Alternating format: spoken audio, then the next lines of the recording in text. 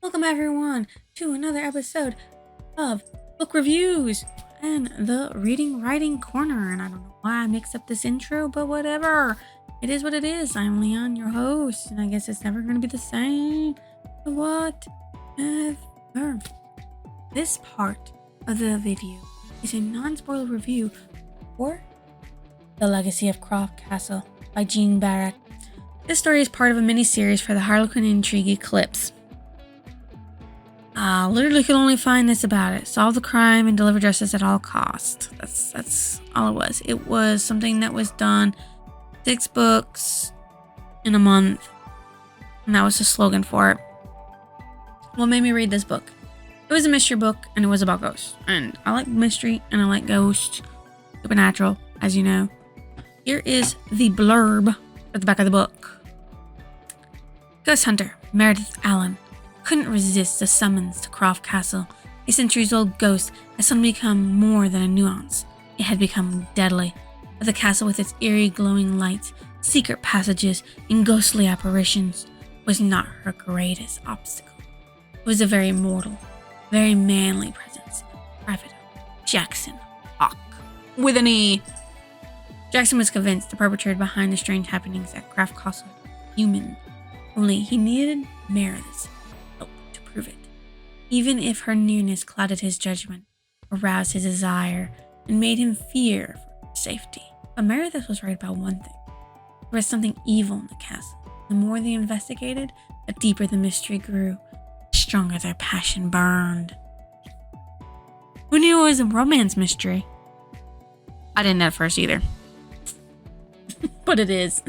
It's totally a romance history. Mystery. Can't talk. Meredith is called the Croft Castle Hotel to help her mother solve the mystery that is chasing away the guests. The people that own Croft Castle call on Jackson as well because they wanted to figure out if it was a ghost or a human. They wanted their guests to feel safe and to not go bankrupt. And yes, Croft Castle actually does exist. So this was based off from a real location, maybe even a real ghost. For all we know, we don't. Not literally. The author does an okay job setting up Meredith and Jackson along with their motives. Meredith seeks out ghosts to stop hauntings. Jackson hunts for the truth, believing humans move behind hauntings and everything like that. The skeptic, the believers, and those that do not know what to believe all react the way they should in a given situation. The genre is considered gothic romance. And if you guys can tell me how it's gothic while being romantic, let me know, because I went through a gothic phase. Everybody does, and I didn't think it was gothic romantic at all. Didn't read anything. That's about the way Meredith dressed. Then yeah, I guess that would count, but I don't think so. Did this live up to my expectations? It was cool. It was okay, and the mystery was well laid out. The mystery was better than the actual story. I liked the mystery better than I liked the story, the plot, the characters. I liked the mystery that was set up. What was trying to scare away and kill off the people of Croft Castle? What or who? Which character did I relate to the most? Meredith, with her beliefs ghosts are real. Because, I believe they're real somewhat. Because nobody can prove it. Yet, they're not. So, are they real? Are they not? Prove it to me. One way or another. I think they are, but I don't have proof. So, there's that. What was more important? The character or the plot? The characters. They were more important than the plot. The characters moved the plot the whole way.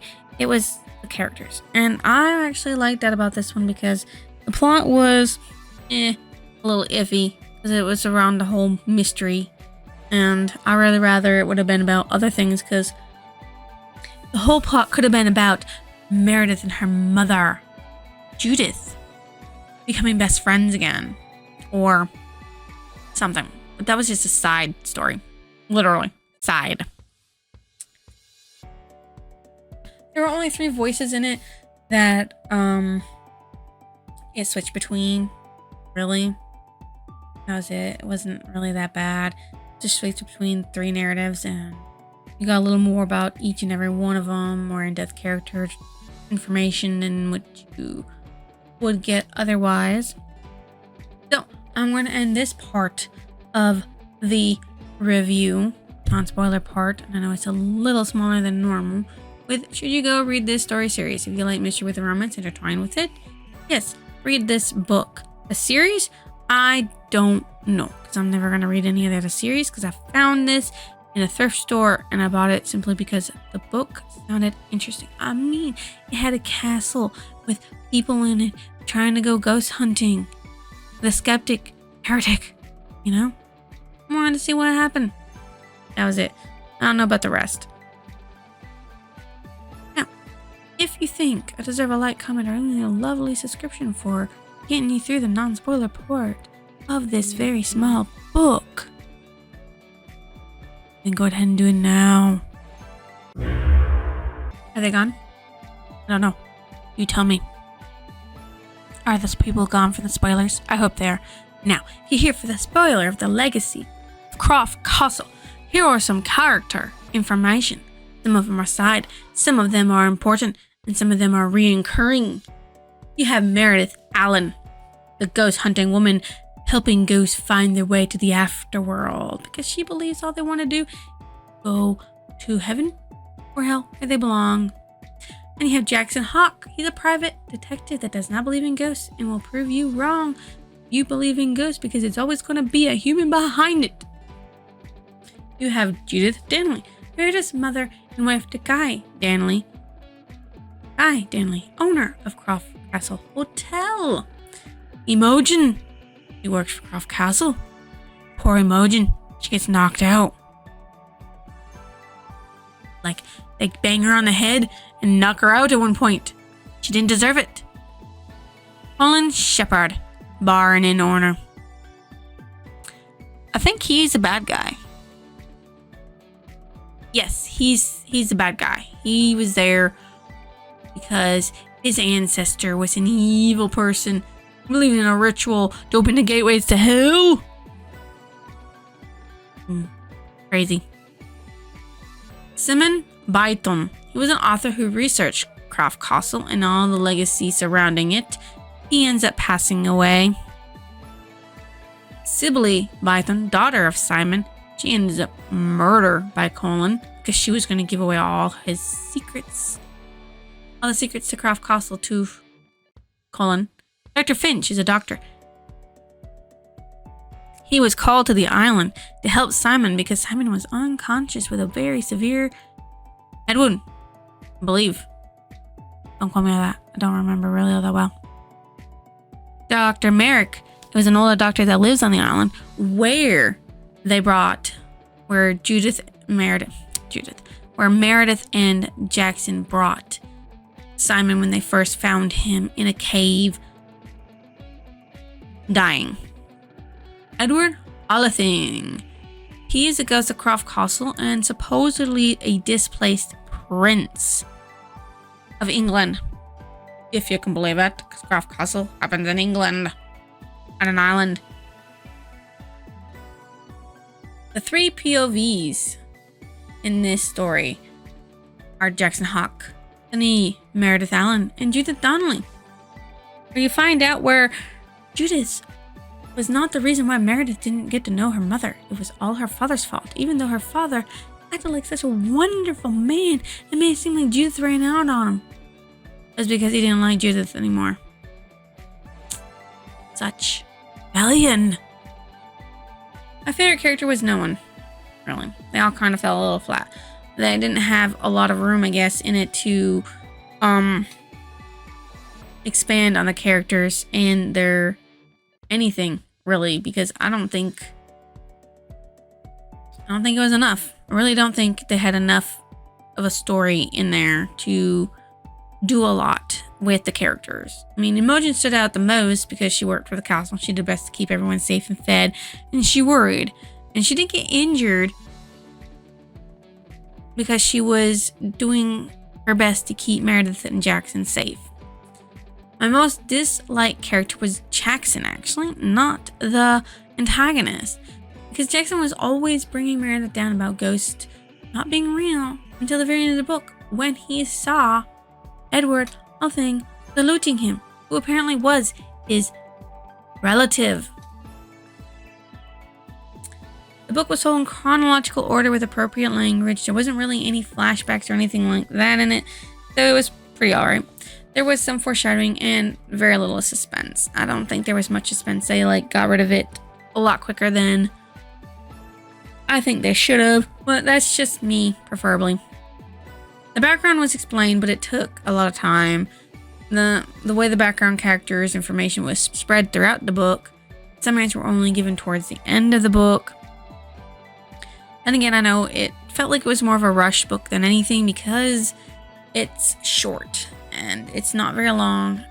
And I don't think it had a lot of time to set up anything. The title of the book is about the castle where the mystery takes place and is solved. The cover of the book shows the two main characters inside of the castle at night when ghost huntings happen. So what stood out as memorable was Jackson actually sees his ancestor, a ghostly prince, saluting him. Edward actually also sat there and appeared before Meredith to give her a warning after she was taking a shower because he used the steam to write out some words for her. Ain't that so nice? He's a ghost that's trying to help.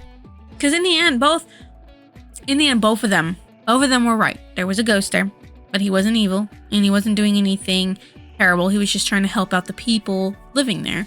And there was an evil man trying to get into the castle to do some digging to bring demons from hell into the world. My favorite passage from the story is in a gesture of both acknowledgement and farewell. It honored Jackson with one of his 2 finger salute before it dissolved and was gone, which was Edward saluting Jackson. My favorite quote, "The gate to hell." Some people won't believe one exists, as the gate to hell was literally what the bad guy was looking for, and why the whole story existed. Wasn't about the ghosts at all, or the hauntings of Croft Castle. It was about treasure and the gate to hell. What I thought about the ending of the book. It wasn't a good ending. I mean, Jackson started believing in ghosts. Meredith started realizing that sometimes, yes, humans can be the reason for ghost hauntings, for evil nefarious deeds, or for pranks. And Croft Castle got to stay open, while a ghost got to salute his own descendant. I just wish there was more to the book. What kind of book did it remind me of? Nothing that I've read before, but maybe it'll remind me. Maybe I'll read another book and it'll remind me of this one. Maybe. We'll see.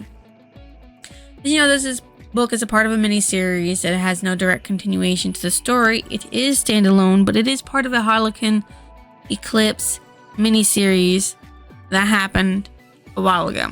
If you want to check it out, go ahead. They're just different mysteries by different authors published in the same month. If you think I deserve your lovely like, a wonderful comment, or even your most valuable subscription, why don't you drop it down below, and I will see you next illusion.